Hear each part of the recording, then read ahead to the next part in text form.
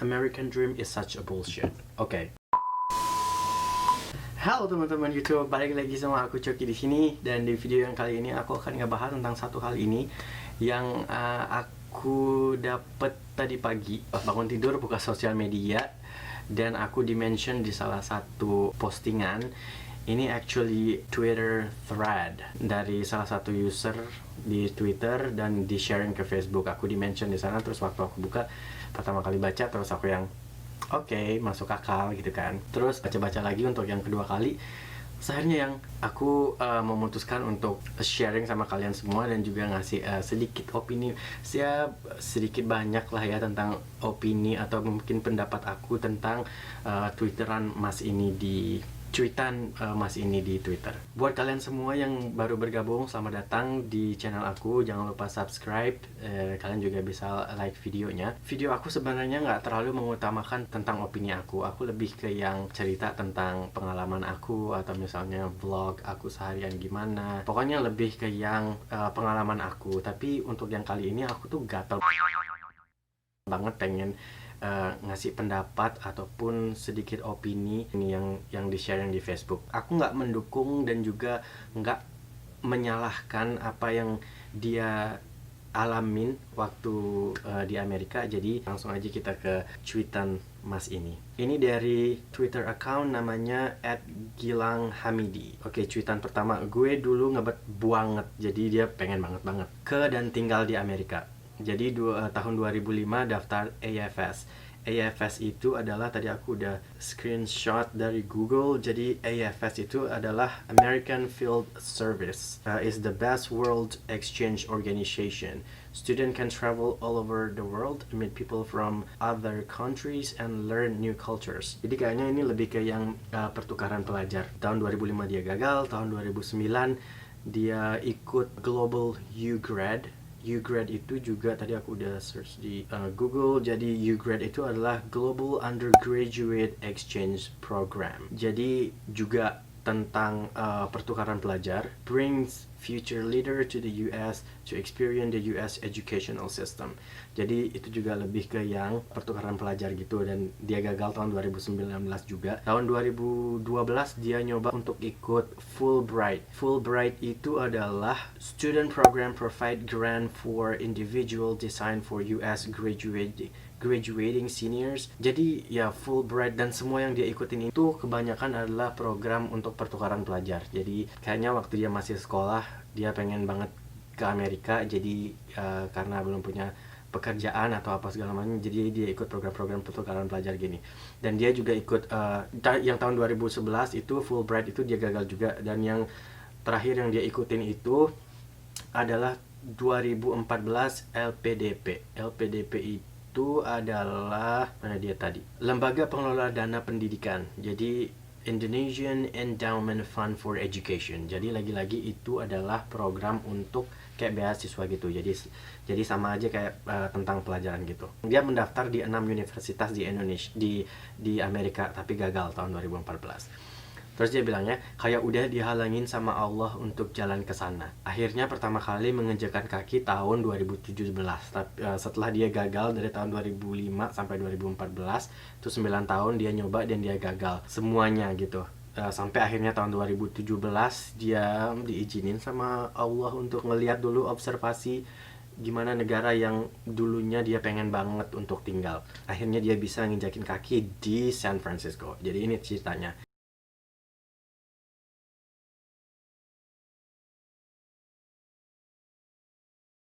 Oke, untuk yang ini, Amerika itu jelek.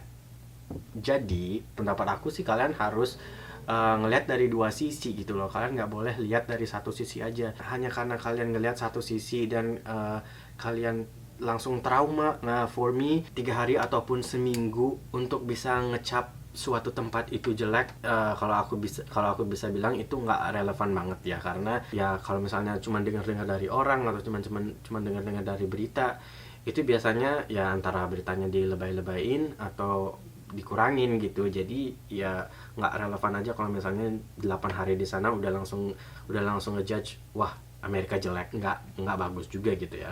Lanjut langsung. Ya di mana-mana namanya gelandangan itu di mana-mana di seluruh dunia, mau kalian di Indonesia, mau di Amerika, mau di Cina, di Korea, dimanapun itu sepertinya gelandangan tuh ada di mana-mana gitu.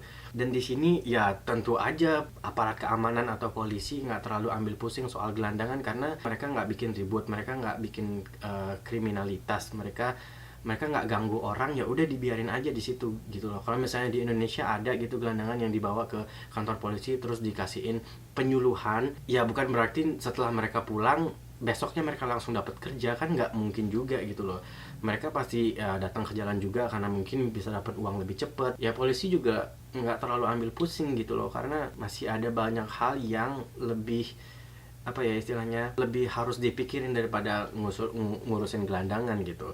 Memang gelandangan banyak dan itu di mana-mana. Dia bilangnya Amerika itu jelek, yang bikin kelihatan bagus itu cuma film doang plus Beverly Hills karena isinya orang-orang kaya semua. Jadi ini kelihatan banget bahwa mas-mas ini orang kaya, karena yang dia bilang bagus itu hanya menitik beratkan ke dimana tempat-tempat yang ada mewah, yang kelihatan bagus dipandang mata gitu loh. Di sini di Amerika ada Beverly Hills di mana artis-artis, selebriti dunia tinggal, ya jelas aja lebih bagus di sana. Nggak mungkin selebriti dunia tinggal di satu area yang banyak homelessnya, yang banyak gelandangannya, kan nggak mungkin juga gitu. Kalau misalnya sekarang dibandingin juga sama di Indonesia, ya di Jakarta juga pasti ada gitu loh, artis-artis di Jakarta juga pasti milih untuk tinggal di salah satu area yang enak dipandang mata gitu, sama aja istilahnya gitu. Dan di sini juga dia bilangnya orang tanpa rumah di sana banyak banget, mereka tidur di emperan bangku taman kolong stasiun. Ya di Jakarta juga ada kali, aku juga pernah lihat. Ya karena mereka nggak punya rumah, jadi kan istilahnya homeless, jadi mereka nggak punya rumah untuk tinggal,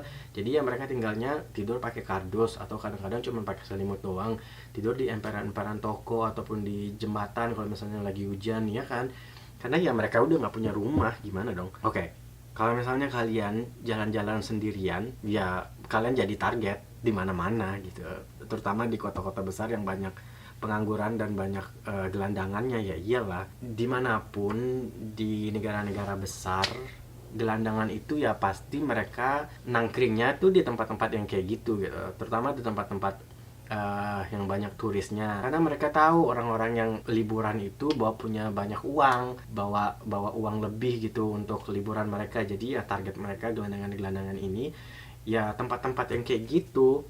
Dan mereka juga minta di sini tuh minta change, jadi kayak uang koin yang istilahnya kalau bisa dibilang tuh nggak kepake lagi gitu loh. Dan dia cuma minta koin-koin kecil itu, nggak minta uang yang $1, enggak. Mereka nggak minta $2, $10, $5, enggak. Dia cuma minta coin change aja gitu loh. Lanjut ya. Kalau yang ini aku setuju, karena orang-orang di sini itu American people memang untuk self defense-nya mereka lebih milih senjata api, jadi kayak pistol gitu. Di sini legal gitu karena zaman dulu sama pemerintahnya itu, zaman dulu gue nggak tahu zaman berapa ya, pokoknya waktu mereka zaman perang deh. Kalau kita zaman dijajah sama Belanda, dia juga dijajah sama Eropa gitu. Jadi waktu zaman penjajahan itu sama pemerintah mereka pemerintahnya bikin peraturan dan membolehkan warga negaranya untuk punya senjata api untuk keamanan diri sendiri, jadi untuk self defense gitu. Dan hal itu dan peraturan itu masih diterapkan sampai sekarang 2020.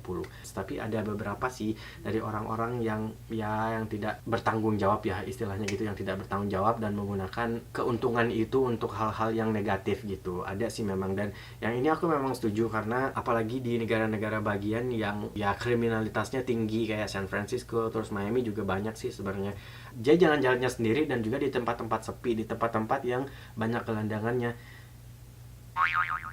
Ya iyalah gitu loh, kalian bakalan jadi target.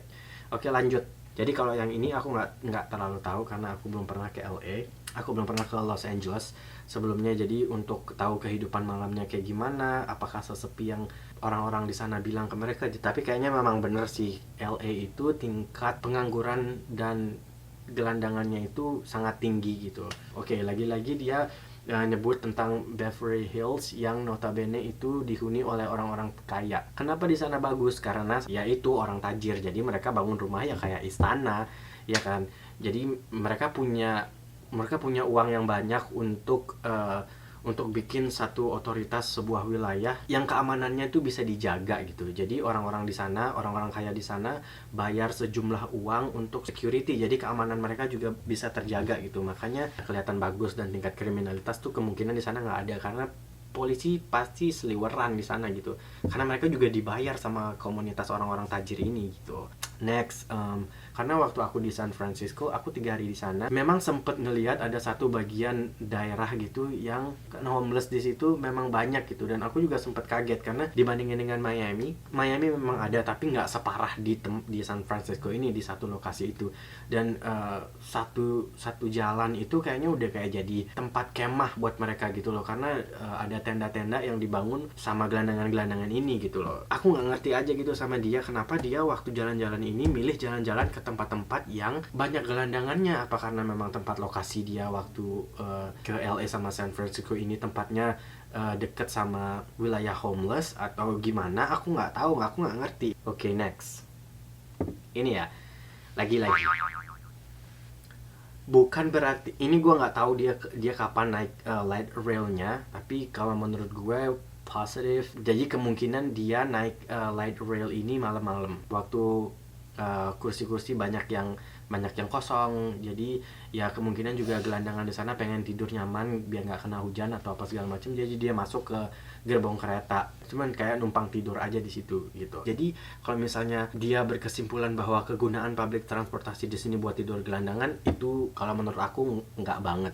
Transportasi publik di sini ya pakai transportasi publik karena yang lebih banyak digunain orang itu adalah pada waktu kerja, jadi di pagi hari. Kalau misalnya dia nemuin salah satu tidur di sana yang ngambil kursi, ya kayaknya ini malam-malam karena nggak banyak penumpang juga di sana gitu kan. Jadi ini salah banget tahu kegunaan transportasi publik itu buat tidur gelandangan. No, it's a no. Lanjut ya. Iya, kalau yang ini sih aku lagi-lagi aku belum pernah ke LA, jadi aku nggak tahu, tapi pernah denger LA itu memang terkenal banget dengan kemacetannya. Jadi kalau bisa dibilang LA itu kayak yang teratas gitu, the top listnya buat kemacetan, karena memang macetnya parah banget tuh di LA di sana. Lanjut ya. Ini lagi-lagi aku harus ngebandingin. Bukan ngebandingin ya, cuman ngambil contoh aja gitu. Dia ngambil contoh ke San Francisco yang katanya ada 2 sisi. Di mana-mana di seluruh dunia itu ada daerah dengan tempat perekonomian pendapatan yang kecil, ada tempat yang pendapatan menengah, dan ada pendapatan yang tinggi, dan mereka juga nyari tempat atau nyari lokasi tempat tinggal yang sesuai dengan pendapatan mereka gitu loh. Kalau misalnya sekarang di Amerika ada di San Francisco dan di area ini, di area-area elit, mereka punya uang untuk membayar servis keamanan gitu loh. Jadi polisi di sana tuh pasti 24 jam udah seliweran. Jadi keamanan di sana lebih terjamin, makanya kebanyakan orang-orang kaya di sana lebih milih untuk tinggal di satu area. Sama aja misalnya kalau misalnya di Indonesia juga kayaknya gitu, nggak cuma di Jakarta aja, di Bali juga kayaknya gitu. Kalau di Bali daerah-daerah tempat-tempat kayak villa, terus kayak tempat-tempat yang banyak turis, terus tempat-tempat resort area, itu udah pasti tingkat keamanannya lebih bagus. Karena apa? Karena ya keamanannya itu dibayar sama organisasi-organisasi besar ini supaya lebih terjamin keamanannya gitu loh, karena lebih untuk melindungi komunitas yang ada di sana. Ya gitu aja, simple. Mungkin Tesla ngambil advantage of that, dan dia juga istilahnya membantu untuk mengurangi tingkat pengangguran. Jadi dia lebih hire ke orang-orang yang lebih mau untuk bekerja di pabriknya dia gitu. Either kalian bisa berpikir ke yang positifnya atau kalian bisa cari yang ke negatifnya. Itu tergantung cara pola pikir kalian sih sebenarnya. Sekali lagi aku bilang, di mana-mana tuh pasti kayak gini, Mas. Jadi kalau misalnya kalian mau tinggal dan dapat pelayanan yang luar biasa, kalian harus bayar lebih gitu loh.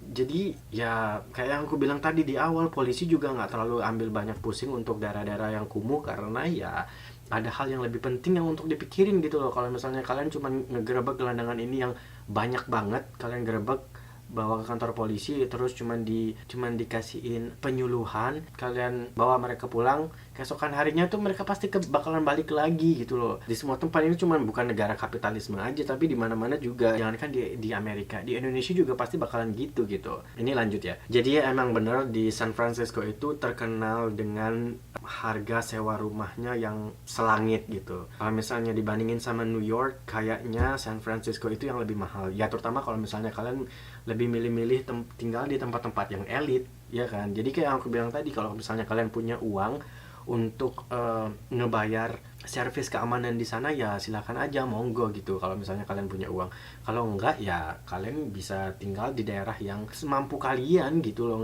Nggak mesti kalian harus tinggal di tempat elit bareng sama orang-orang ini dan kalian nggak bisa bayar ujung-ujungnya gitu ya, karena memang di San Francisco biaya hidupnya tinggi banget. Dia bener di sini. Ini bukan karena deket sama Kanada atau gimana ya, Maine juga dekat sama Kanada. Kenapa dia nggak ngebahas soal Maine gitu kan? Aku punya satu teman di Seattle dan dia bilangnya Seattle is so white. Itu maksudnya dia bilangnya orang-orang di Seattle tuh lebih banyak orang-orang berkulit putih. Asian di sana tuh nggak banyak gitu.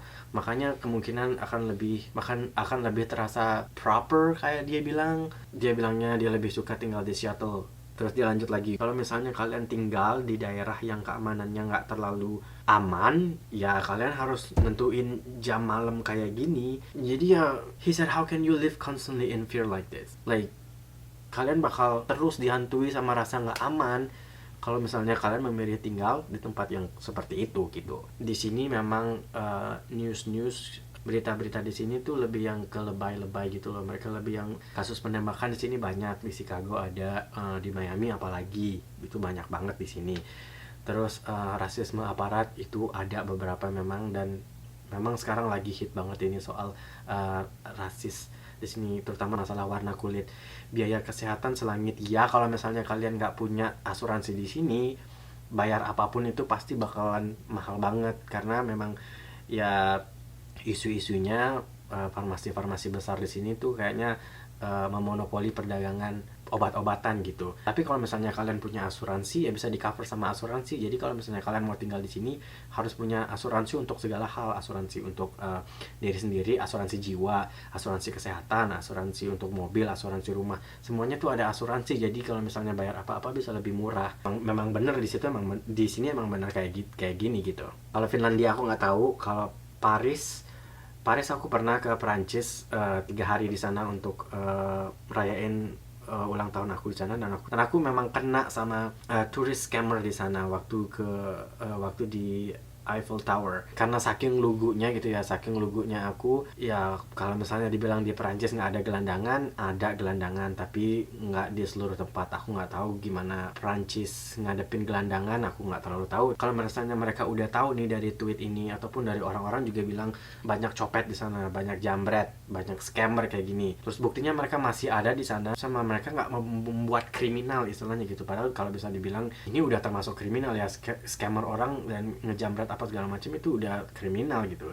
Dan masih ada turis scammer di sana di Perancis. Jadi ya lagi-lagi aku bilang di negara-negara besar dimanapun itu pasti ada hal-hal yang kayak gini. Jadi mau dimanapun kalian tinggal, kalian pasti bakal ngadepin hal-hal yang seperti ini. Terus dia lanjut lagi, ini kalau misalnya di semua universitas di Amerika kayak gini, itu berarti mereka punya satu peraturan di semua universitas di seluruh Amerika. Peraturannya sama aja istilahnya kalau kalian misalnya pengen sekolah di sini di Amerika. Jadi kalian harus lulus semua tes grammar itu kalian harus lulus dulu, baru kalian bisa di consider untuk masuk ke universitas ini. Sama aja istilahnya dengan hal itu gitu loh. Jadi kalau misalnya sistemnya kamu udah nggak lulus ESL, kamu nggak boleh kekeh pengen kuliah di sini ya, kamu nggak lulus tes, mau gimana dong? Oke, gue lanjut lah. Jadi kayaknya mas yang satu ini pengen banget tinggal di California, kalau nggak di San Francisco ya di LA. Bapak ini cuma mengacu ke Hollywood. Itu karena kayak yang aku bilang tadi, orang-orang dari kampung datang ke LA ngadu nasib.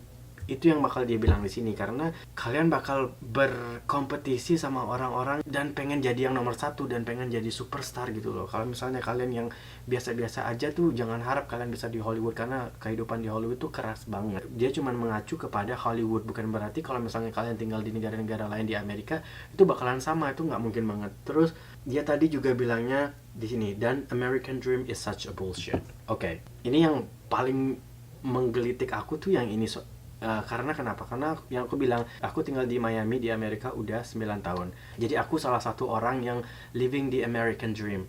Kalau misalnya waktu aku di Bali, aku nggak punya mobil, aku nggak punya iPhone, aku nggak punya kamera yang pakai aku rekam sekarang, aku nggak punya apa-apa. Aku start dari nol waktu aku datang ke sini.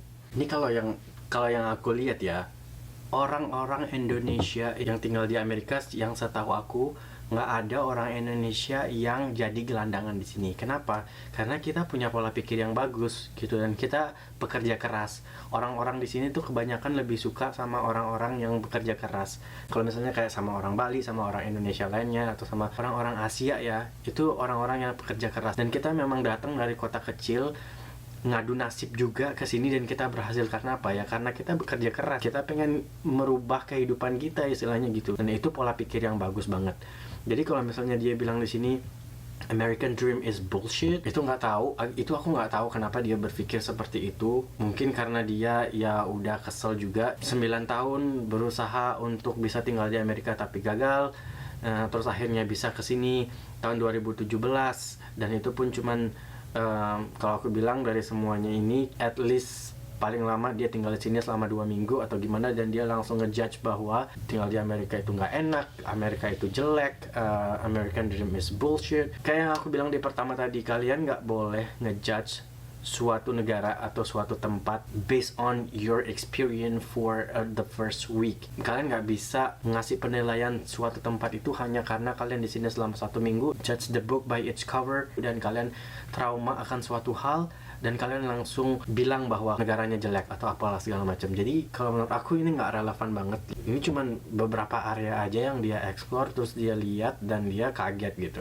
Karena loh, Amerika katanya kalian bisa dream American life di sini, tapi kok kenapa aku ngeliat hal yang seperti ini gitu. Jangan ya hanya menitik beratkan kepada daerah-daerah yang kumuh aja. Itu sekali lagi aku bilang, di seluruh dunia, mau kalian ke Perancis, mau kalian ke Amerika, mau kalian ke Kanada, ke Jerman, itu di mana-mana pasti ada dua sisi lingkungan. Sekarang aku bakal kasih kalian sendiri lah yang menilai gitu loh. Jadi ya aku pengen tahu apa penilaian kalian tentang opini-opini aku, dan atau mungkin kalian pengen juga menilai Twitter dari Mas yang ini, ataukah kalian setuju sama dia ataukah kalian nggak setuju sama dia.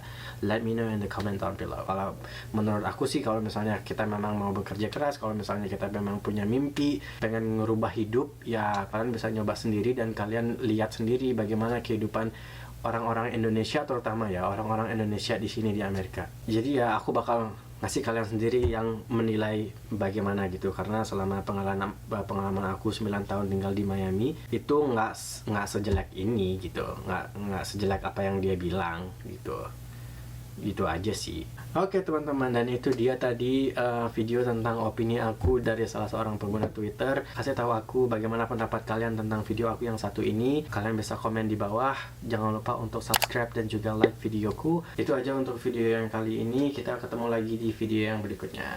Bye bye guys.